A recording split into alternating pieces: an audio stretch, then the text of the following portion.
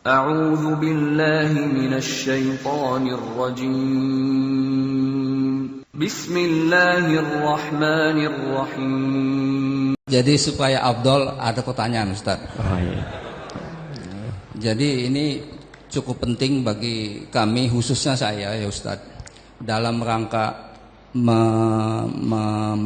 memperoleh mendapatkan Lailatul Qadar insyaallah itu pada saat kita itikaf ya, pada saat itikaf apa aja yang kita mesti lakukan, dan khusus boleh enggak Ustadz pada saat itikaf itu diadakan kajian taklim gitu loh supaya kita lebih menambah ilmunya Ustadz. Hanya sederhana aja Ustadz. Terima kasih. Pertama kita ketahui dulu tentang Lailatul Qadar. Setelah diketahui bagaimana kemudian cara meraihnya dengan izin Allah Subhanahu wa taala. Kita lihat dulu dasar hukumnya. Di Quran surah Al-Qadar langsung ya, kita hafal insyaallah jadi tidak perlu disebutkan lagi. Inna anzalnahu fi Lailatul Qadar. Kami turunkan Quran itu di malam Al-Qadar. Jadi kalau sudah pakai Lailah jangan pakai malam lagi. Malam Lailatul Qadar. Lailah itu artinya malam. Ya. Jadi kalau sudah pakai Lailah nggak usah pakai malam. Sudah Lailatul Qadar. Jadi kalau nggak pakai Lailah pakai malam, malam Al-Qadar. Jelas ya? Sama dengan kita ketemuan nanti ya setelah ba'da asar. Setelah itu ba'da dalam bahasa Arabnya. Jadi kalau sudah pakai ba'da nggak usah pakai setelah lagi. Ketemuan ba'da asar ya, nggak usah pakai setelah lagi. Ya, jelas ya? Baik. Wa ma adraka ma Lailatul Qadar. Apa yang kalian tahu tentang Lailatul Qadar? Apakah itu Lailatul Qadar? Nah, tolong garis bawah ini. Satu, Lailatul Qadri khairum min alfi syahr. Pertama, kemuliaan malam Al-Qadar itu lebih mulia, lebih banyak pahalanya dibandingkan dengan 1000 bulan. Ini sering keliru tafsir nih. Sementara orang mengatakan beribadah di malam Al-Qadar sama dengan pahala 1000 bulan. Keliru. Bahasa Qur'annya lebih daripada 1000 bulan. Lebih. Khairum min alfi syahr. Lebih baik dari 1000 bulan. Lebih. Jadi bisa 2000 bulan, 3000 bulan, 4000 bulan, 5000 bulan terserah Allah. Karena bahasanya lebih. Kaidah dalam ibadahnya, kaidah dalam fikihnya, kalau Allah tidak khususkan, jangan dikhususkan, itu umum. Ya, jelas ya? Baik. Jadi satu, kalau Anda ibadah berdapatan dengan malam itu lebih daripada 1000 bulan. Kalau 1000 bulan saja kurang lebih 83 tahun, maka kalau ada orang sholat di malam itu, baca Quran, itu nilainya lebih daripada itu. Jelas ya? Baik. Yang kedua, Lailatul Qadri khairum min alfi syahr. Tanazzalul malaikah warruhu fiha. Tanazzalul malaikatu warruhu fiha. Masya Allah. Lihat, pada saat itu malaikat turun. Malaikat itu jamak dari kata malak. Jadi kalau cuma malak, satu malaikat. Tapi kalau dijamakkan tanpa batas, itu artinya banyak malaikat. Malaikat itu banyak. Dan kaidahnya tadi, kalau Allah tidak khususkan, berarti banyak tak terhingga. Tak terhingga. Ya. Masya Allah, di surat Al-Anfal saja misal, antum kalau buka dari ayat 8 sampai ayat ke-9-nya, posisi sebelah kiri paling atas, ayat 9, إِذْ تَسْتَغِيثُونَ رَبَّكُمْ فَاسْتَجَابَ لَكُمْ أَنِّي مُمِدُّكُمْ بِأَلْفٍ مِّنَ الْمَلَائِكَةِ. Orang saat perang Badar memohon kepada Allah, meminta diturunkan untuk penolong, malaikat. Kata Allah, saya turunkan 1000 malaikat. Pertama 1000 malaikat. Itu disebutkan. Di kalau angkanya disebutkan, artinya jumlahnya cuma segitu. Tapi kalau angkanya tidak disebutkan, artinya banyak tak terhingga. Saking banyaknya, kalimatnya, taknya di sini hilang. Taknya hilang satu. Kalau kalimat normalnya pakai tak satu lagi. Tatanazzalu. Karena dasar bahasanya di ilmu sharaf, tanazzala ya tanazzalu. Tatanazzalu untuk mu'annas. Tapi taknya hilang satu di sini. Litakhfif was sur'ah. Tanazzalul malaika. Di saking cepatnya malaikat turun, kata Ibnu Katsir, tadaffuk. Jadi saling berdesakan, saling kumpul. Karena itu seakan-akan menutup keadaan di bumi ini sampai-sampai suasana begitu tenang. Ya, jadi angin kayaknya bertiupnya sepoi, tenang. Ya, pohon-pohon tidak gemerincing karena malaikat turun. Jadi menghambat pergerakan itu. Suasana tenang, enak, banyak. Bahkan Masya Allah, Roh itu nama lain dari malaikat Jibril. Ar-Roh, tanazzalul malaikatu war-ruhu fiha. Nama lain dari malaikat Jibril. Malaikat Jibril tugasnya apa?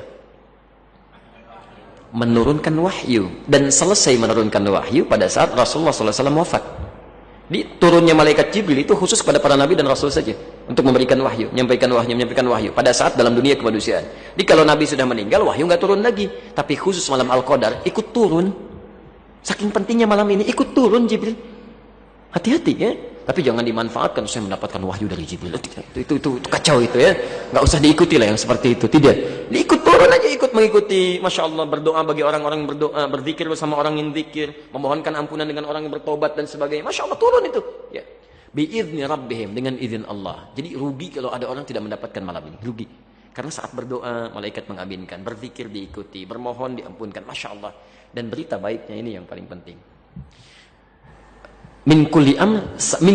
Yang ketiga keutamaannya. Min kulli am. Dari semua persoalan. Jadi kalau anda punya kebutuhan apapun, itu bisa diselesaikan malam itu. Dengan izin Allah subhanahu wa ta'ala. Salamun. Malam itu melahirkan kedamaian, ketentraman, kenyamanan. Di Quran kalau ada kalimat salam, itu artinya jaminan keselamatan, kebahagiaan, ketentraman di 3 alam.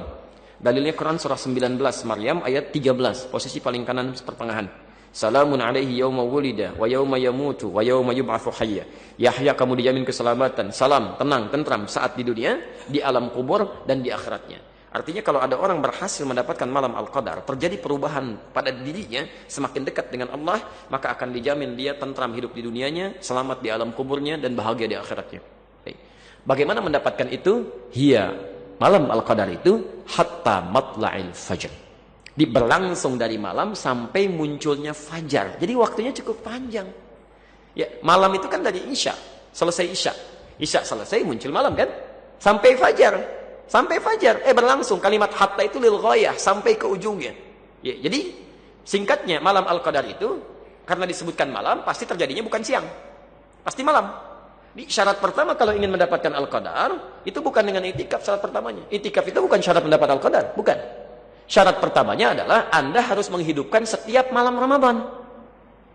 Karena mungkin saja datang di awalnya, mungkin datang di pertengahannya, ya lebih banyak datang di akhirnya. Karena Rasulullah SAW seringkali menghidupkan malam terakhirnya. Dan pernah datang seringkali di akhir-akhir malam Ramadan. Ya. Tapi Anda mesti tahu, kaidah Qur'annya adalah tidak ditunjukkan spesifik kapan dia datang. Bisa awal, bisa pertengahan, bisa akhir. Walaupun lebih banyak pada akhirnya. Di syarat kalau ingin mendapatkan malam Al-Qadar, Anda tiap malam harus ibadah. Ya. Tolong jangan tinggalkan untuk tahun ini. Ya, tarawihnya jangan tinggalkan. Ayo baca Quran, minimal sebelum tidur baca Quran. Ya, bangun lebih awal daripada sahur kan. Zikir, istighfar, mohon ampunan kepada Allah. Kalau tiap malam Anda melakukan itu, Masya Allah, Insya Allah Anda akan dapat itu. Sepanjang benar. Ya. Tapi i'tikaf itu membantu kita lebih fokus dan khusyuk untuk mendapatkannya. Karena ketika Anda i'tikaf ke masjid, Anda buru malam-malamnya, itu lebih spesifik fokus ibadah dibandingkan dengan di rumah. I'tikaf itu bukan di rumah ya, tapi di masjid. Ya, lebih fokus. Kalau di rumah malam-malam begitu mau bangun, tiba-tiba ada siaran bola gitu kan. Orang-orang di luar tuh pinter tuh bikin siaran Piala Eropa pas Ramadan gitu kan. Dia begitu mau tarawih ada bola. Sementara orang yang kurang iman, masih lemah, itu agak susah. Ya, begitu mau tiduran BBM bunyi ping bikin status dulu kan. Macam-macam tuh. Begitu mau baca Quran bisa lihat yang lain. Jadi semua yang didengar dan dilihat bisa pindah. Ke masjid itu beda lain nuansanya. Begitu mau tidur orang-orang nggak ada yang tidur, malu kalau tidur. Yang dilihat cuma mushaf, ya kan? Handphone disimpan. Jadi semuanya termotivasi untuk ibadah. Jadi boleh, Pak. Dan boleh saja kalau ingin mengadakan kegiatan-kegiatan di masjid yang mendorong fokus untuk ibadah. Tapi poinnya adalah jangan sampai terlalu mengganggu ibadah di malam harinya. Ya, jadi kalau mau kajian-kajian subuhnya, ya kan? Dan istirahat, sorenya menjelang buka istirahat, malamnya maksimalkan untuk ibadah aja. Ya. Kalau mau pengantar yang singkat aja, nggak usah lama-lama, setengah jam, 1 jam istirahat, langsung malamnya ibadah. Ya. Itu yang lebih bagus. Ya, saya kira itu ya. Cukup ya. Baik, saya kira kita cukupkan dulu untuk hari ini. Semoga Allah memberikan kemuliaan kepada kita semua. Bapak Ibu sekalian, bila dari uraian kami ada benar, itu dari Allah dan Rasulnya, silahkan amalkan. Tapi kalau ada sesuatu yang keliru, itu mutlak kesalahan.